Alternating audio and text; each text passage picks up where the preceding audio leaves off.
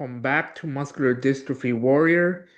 Just like the last video and every video, a moment of silence for all the fallen warriors who sadly lost the battle to muscular dystrophy.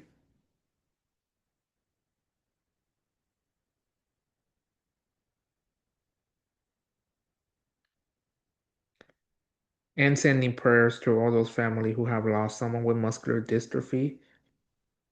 So anyway, it's been 6 days since my last video. I finished up wrapping up my life story living with muscular dystrophy. I hope you guys enjoyed that video. You guys haven't seen my recent videos. I posted one. Let me see the when did I post it? On the 27th and the 28th.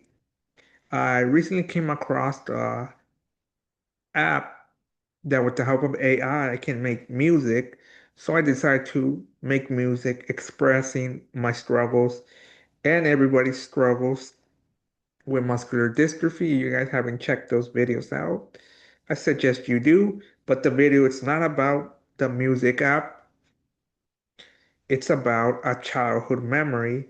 We all have childhood memories, don't we?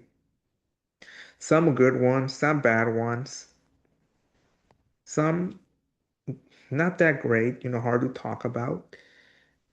But this one, I'll say it's a childhood memory that impacted my life. I don't know if positive, negative way you guys, tell me what you guys think after the video, comment down below. What do you guys think? Is it a negative or is it some a positive impact in my life?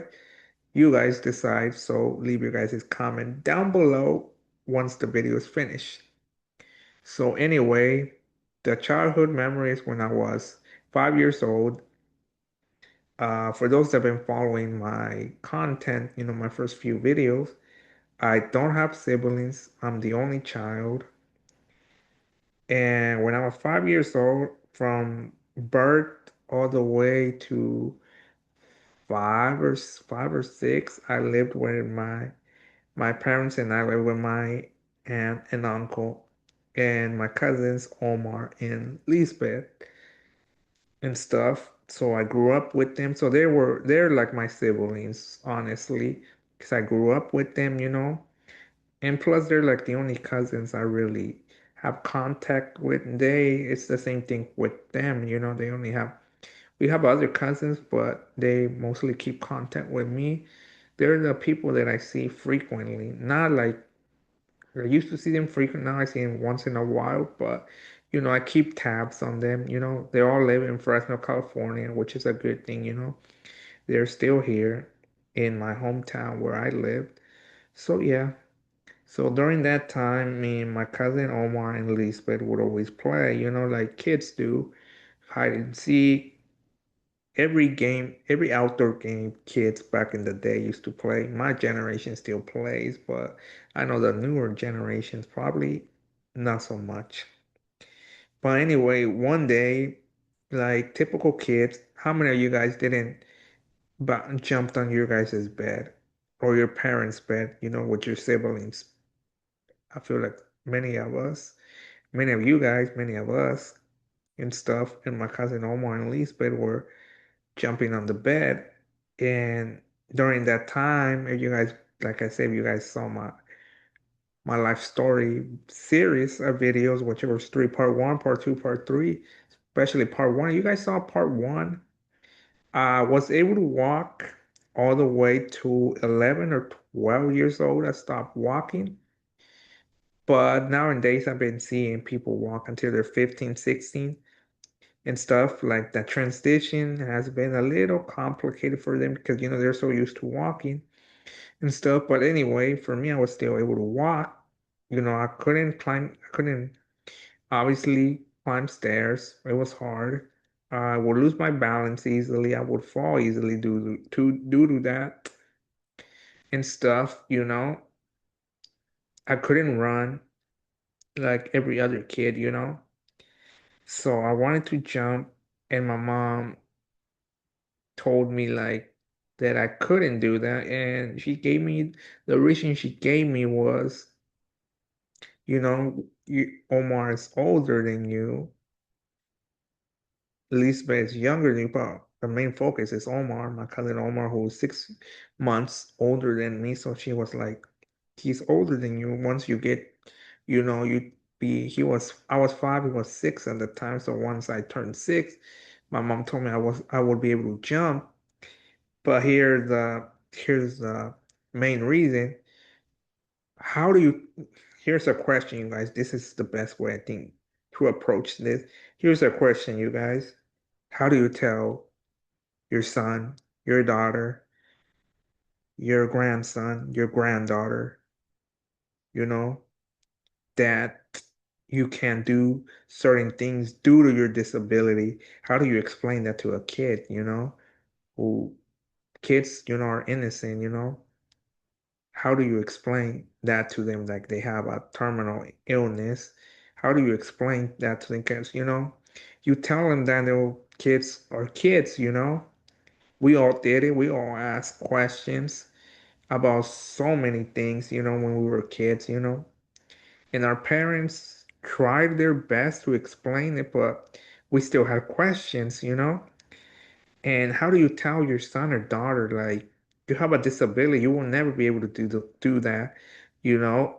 It's like, what side do you pick? You tell them, you might make them feel bad, You don't, you don't tell them the truth. You try your best to not tell them the truth, but at the end of the day, it's hard, not to do that. So when my mom said that, I didn't ask anymore.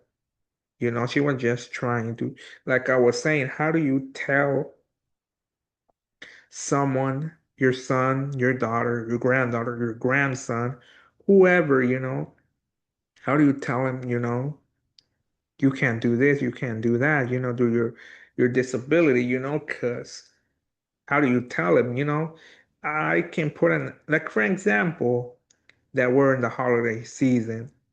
Kids, little kids, kids of any age believe in Santa, right? Obviously, we grown-ups, we know Santa ain't real, It's our parents who buy us our gift, you know. But kids, you know, believe in Santa, which is okay, we all believed in Santa at one point in our lives, so we can't lie, and stuff. So why would you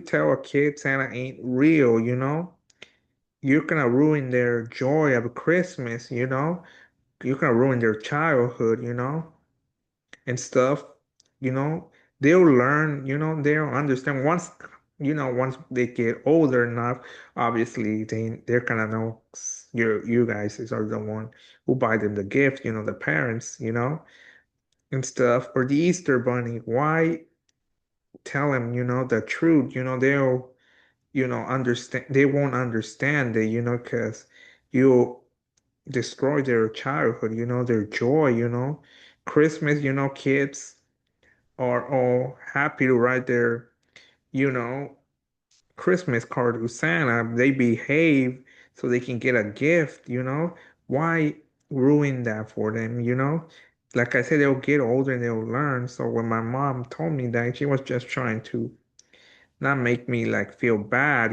She was just trying to, because she knew at some point I would learn and stuff. And it impacted me, I don't know if in a positive or negative way, because if I couldn't jump on the bed, imagine once I became a teenager,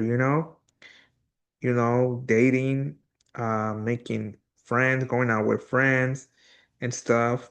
As a teenager, now as a young adult, same thing, dating, hanging out with friends, drinking, partying, all that stuff. And there's another thing, but I don't know how to say it, in a way YouTube does not, cancel the video. So, so like if I couldn't jump on the bed, imagine once I became this age, and stuff. But imagine if, like I always, like I've told my mom, you would have said the opposite, oh, you can jump on the bed. I probably would have been miserable in my teen, I probably would have been illusional with someone, be like, oh, I want to be with this person. And at the end of the day, 99% of the population can't see past your disability. So the girl will probably just disappoint me because, they don't want anything to do when it comes to a dating, dating someone with a disability. But there's cases that people have been able to see past their disability, or driving, you know. I know there's a lot of technology has advanced when it comes to driving, but still we don't see a lot of people in our community, our muscular dystrophy community drive a car. Yes, I have met people that are in wheelchair that are able to drive. One of them, he had an accident. Then a teammate of mine, Daniel, he was affected by muscular dystrophy, but only his left side, I think, left or right is affected. So he's able to drive, you know, he has a daughter because he's able to do all that stuff because, it's just one side of his body that has muscular dystrophy, not the whole. Yeah, it's gonna progress, but I don't think it'll get progress on one side, and stuff. So yeah, imagine driving. There's a lot of technology out there, but we don't see. I mean, let's be real. I know it's a hard reality here, but let's be real. How many people have you guys seen some drive a car? They have muscular dystrophy. I mean, muscular dystrophy do change because Becker, people can drive until a certain point, Or the other example, dating. How many of you guys, have dated someone with a disability with muscular dystrophy? I mean, I think it's rare, you guys. It does happen, but it's rare, you know, and stuff. So, like, back to my story. So if my mom would have told me that, it probably would impact me in a negative way.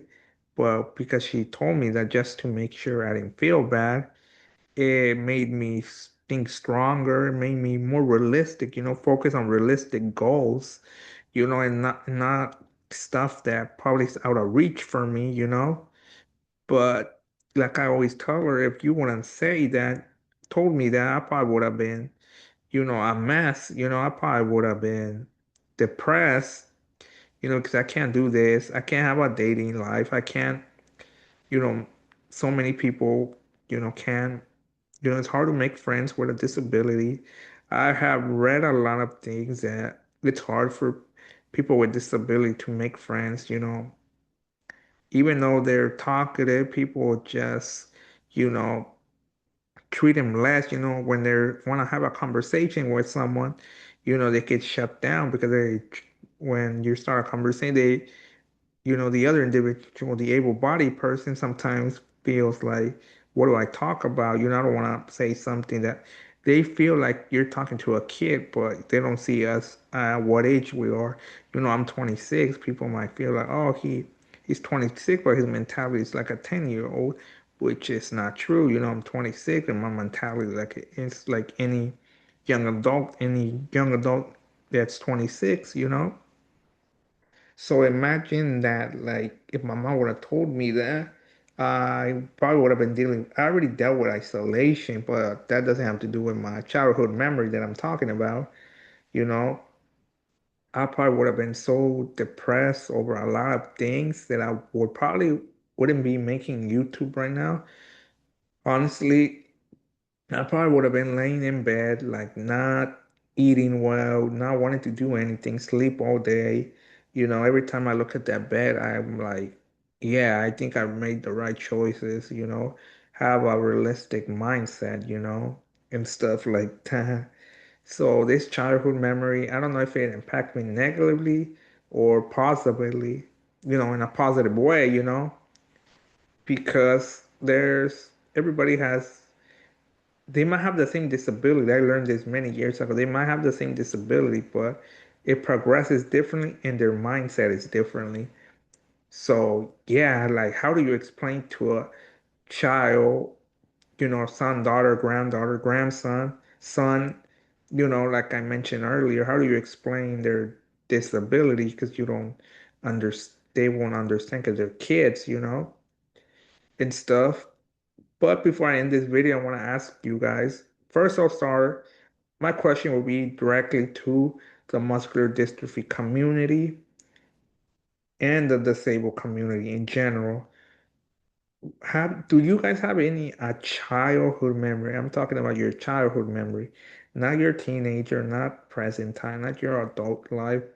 I want to focus because this video I'm talking about, you know, the childhood memory of mine, you know. Is there a childhood memory that has something to do with your disability that you feel impacted you? It can be positive in a positive way or in a negative way, that you guys want to share with me, you know, in the comment section, you know. Not just you guys, your caregiver. You guys don't have any memory. Does your caregiver, brother, sister, have a memory? If there's anybody, either caregiver, sibling, watching my video, do you guys remember any childhood memory that you felt like impacted your son, brother, sister who has a disability in any negative or positive way? And then for my able-bodied audience, do you guys have a childhood memory that impacted your life, the rest of your life, your teenage years, your adult years? Did it affect you in a positive or a negative way? You know, what's a good childhood memory? What's a bad childhood memory? Share anything you guys want to share, but that it's related to, you know, a childhood memory that impact you in a positive way, negative way. Is it a good memory? Is it a bad memory? Is it a funny story? Whatever, you guys, anything about your childhood, feel free to comment down below and share. And if you do, I'll be reading them and stuff. But before I end this video, don't forget to like, comment, subscribe, and hit that notification button. And like the great Kobe Bryant said, Mamba out. In this case, MD Warrior out.